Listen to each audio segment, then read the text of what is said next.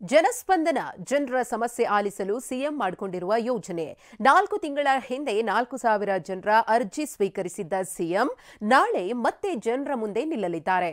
ಅದರಲ್ಲೂ ವಿಧಾನಸೌಧದ ಆವರಣದಲ್ಲೇ ಜನಸ್ಪಂದನ ಆಯೋಜನೆಗೊಂಡಿದ್ದು ನಾಳೆ ಇಡೀ ದಿನ ಸಿಎಂ ಅರ್ಜಿ ಸ್ವೀಕಾರ ಮಾಡಲಿದ್ದಾರೆ.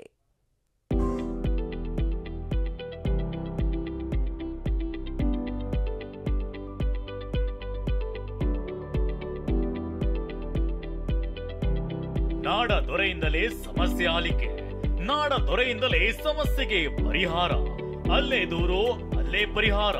ಜನಸ್ಪಂದನದ ಮೂಲಕ ಇಂಥದ್ದೊಂದು ಕಾರ್ಯಕ್ರಮ ಕೊಟ್ಟಿದ್ದ ಸಿಎಂ ಸಿದ್ದರಾಮಯ್ಯ ನಾಳೆ ಮತ್ತೆ ಜನರ ಮುಂದೆ ನಿಲ್ಲಲಿದ್ದಾರೆ.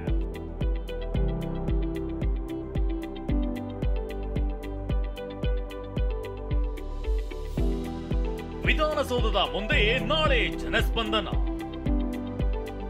ಬೆಳಗಿನಿಂದ ಸಂಜೆವರೆಗೂ ಸಮಸ್ಯೆ ಆಲಿಸಲಿದ್ದಾರೆ ಸಿಎಂ. ಮನೆ ಇಲ್ಲ, ರೇಷನ್ ಕಾರ್ಡ್ ಇಲ್ಲ, ಕೆಲಸ ಇಲ್ಲ, ಚಿಕಿತ್ಸೆಗೆ ಹಣ ಇಲ್ಲ, ವರ್ಗಾವಣೆ ಆಗ್ತಿಲ್ಲ, ಹೀಗೆ ನೂರಾರು ಸಮಸ್ಯೆ ಹೊಂದಿರೋ ಜನ 10 ಬಾರಿ ಅಧಿಕಾರಿಗಳ ಬಳಿ ಅಲೆದಾಡಿ ಹತಾಶೆಗೊಂಡಿರ್ತಾರೆ. ಸಿಎಂ ಬಳಿಯೇ ದೂರು ಸಲ್ಲಿಸಬೇಕು ಅಂದುಕೊಂಡಿರ್ತಾರೆ. ಅಂತವರಿಗೆ ಸಿಎಂ ಸಿದ್ದರಾಮಯ್ಯ ಅವಕಾಶ ಕಲ್ಪಿಸಿದ್ದಾರೆ. ಕಳೆದ ಸೆಪ್ಟೆಂಬರ್ನಲ್ಲಿ ಗೃಹ ಕಚೇರಿ ಕೃಷ್ಣಾದಲ್ಲಿ ಜನಸ್ಪಂದನ ನಡೆಸಿದ್ದ ಸಿಎಂ ಸಾವಿರಾರು ಜನರ ಅಹವಾಲನ್ನ ಸ್ವೀಕರಿಸಿ ಪರಿಹರಿಸಿದ್ರು. ಆದ್ರೆ ನಾಳೆ ವಿಧಾನಸೌಧದ ಆವರಣದಲ್ಲಿ ರಾಜ್ಯ ಮಟ್ಟದ ಜನಸ್ಪಂದನ ನಡೆಸಲಿದ್ದಾರೆ. ಬೆಳಿಗ್ಗೆ 10ರಿಂದ ಸಂಜೆ 6 ಗಂಟೆ ತನಕ ಜನಸ್ಪಂದನ ನಡೆಯಲಿದೆ. 10,000 ಜನರಿಗೆ ಆಸನ ವ್ಯವಸ್ಥೆ ಕಲ್ಪಿಸಲಾಗಿದ್ದು, ಗ್ರ್ಯಾಂಡ್ ಸ್ಟೆಪ್ ಮುಂಭಾಗ ಜರ್ಮನ್ನ ಟೆಂಟ್ ಹಾಕಲಾಗಿದೆ. ಅಷ್ಟಕ್ಕೂ ಅರ್ಜಿ ಸಲ್ಲಿಕೆ ಹೇಗೆ ಅನ್ನೋದನ್ನ ನೋಡೋದಾದ್ರೆ, ಸಾರ್ವಜನಿಕರು ತಮ್ಮ ಗುರುತಿನ ಚೀಟಿಯೊಂದಿಗೆ ನೋಂದಣಿ ಮಾಡಿಕೊಳ್ಳಬೇಕು. Aadhaar, voter ID, ration card ಸೇರಿದಂತೆ ಸರ್ಕಾರದ ಯಾವುದಾದ್ರೂ ಗುರುತಿನ ಚೀಟಿ ತೋರಿಸಬೇಕು. ಇನ್ನು ಸಮಸ್ಯೆಗೆ ತಕ್ಕಂತೆ ಇಲಾಖೆಯ ಕೌಂಟರ್ ನಂಬರ್ ಹೇಳಲಾಗುತ್ತೆ.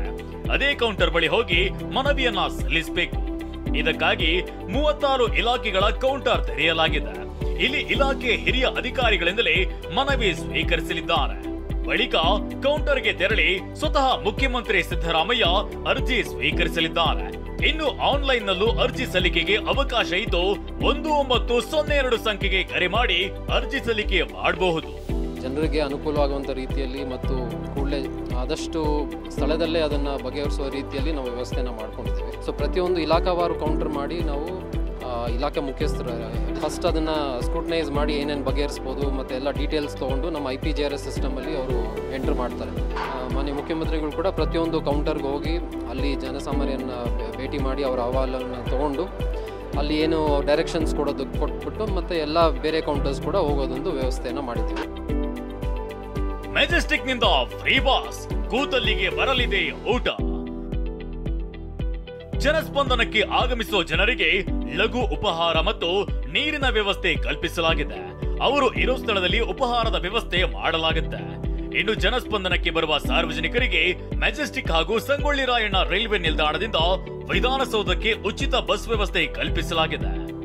ಅನಿಲ್ ಕಲ್ಕೆರೆ, TV9 ಬೆಂಗಳೂರು.